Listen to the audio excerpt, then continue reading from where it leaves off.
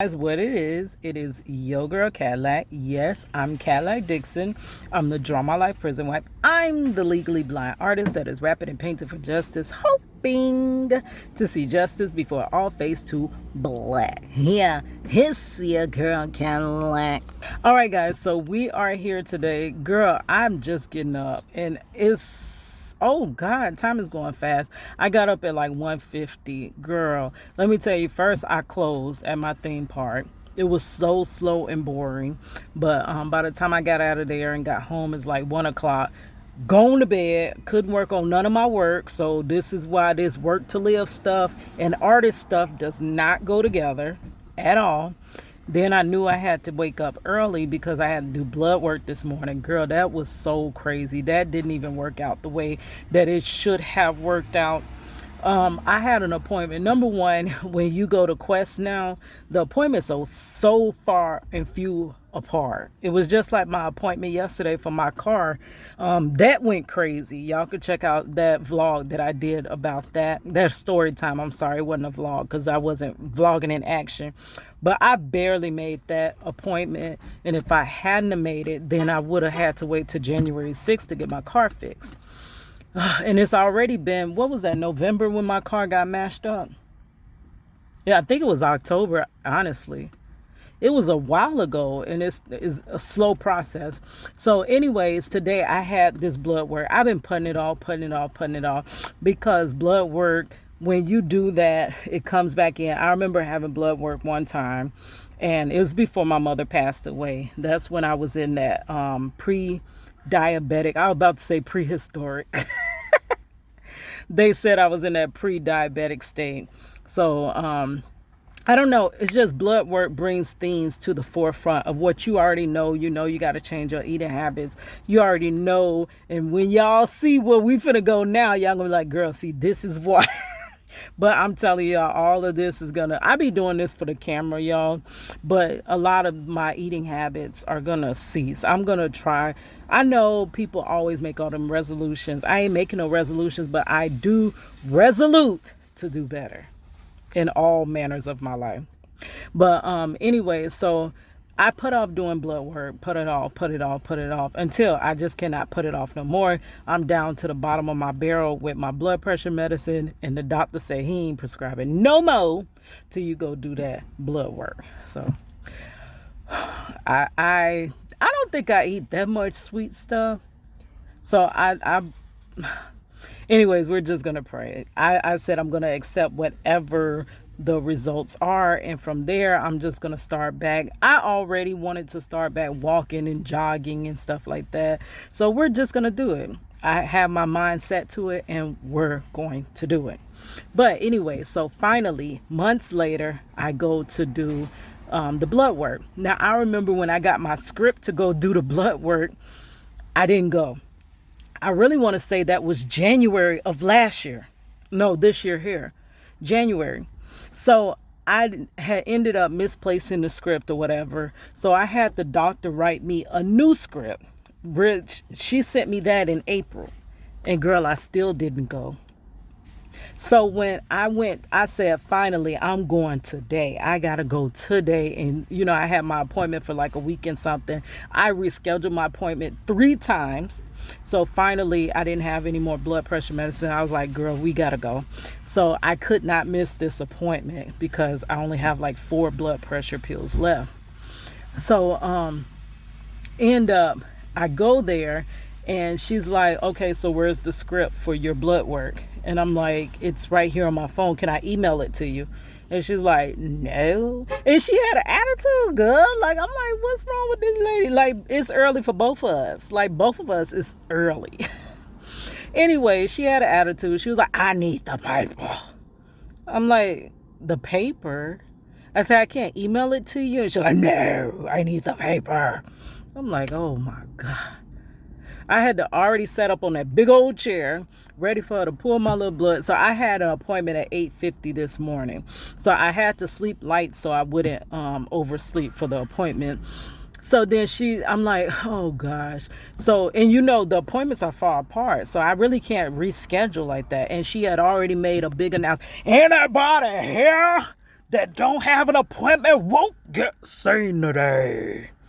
And she came in and she was like, girl, they still sitting out there. They ain't gonna get seen. They can wait if they want to, but I ain't gonna see them. I'm like, okay, girl. Like, she already had an attitude. So I'm thinking about what response I'm gonna get. And I'm like, so can I go print it and come back? And I'm thinking she's gonna say no. It's too bad, too late.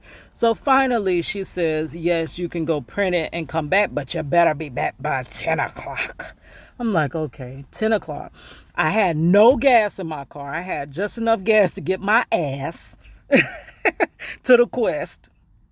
And then once I got to the Quest, I couldn't make it back to the little FedEx place. So I had to stop and get gas. Then I had to go to FedEx, print and go. Usually print and go means print and stay because there's always something that go wrong. And then I finally get back. Surprisingly, I did all that in 30 minutes. So I get back at 9:30. Mind you, my appointment was 8:50. So I get back at 9:30. I hadn't ate. I've been holding my urine because, you know, they need a urine sample. And I got to pee now, girl. I had drunk all that water before I left so that it would be more easier to flow. But, girl. So I gets back and then she acts like she doesn't see me. They have this little kiosk thing that checks you in. It, of course, wouldn't let me check in because it said they have no appointment for me. So I'm like, girl, this is too much. So I get back and she's like acting like she don't see me. They call her name after name. And then finally she stopped coming out. So I'm like, excuse me, ma'am. Like, this lady told me to come back and she gonna swear if she come out here after 10 o'clock that I wasn't here. So I'm getting impatient. Finally, I just started scrolling through Facebook. Girl, I don't even be on Facebook like that, but I just started doing something to occupy my mind because I was getting irritated.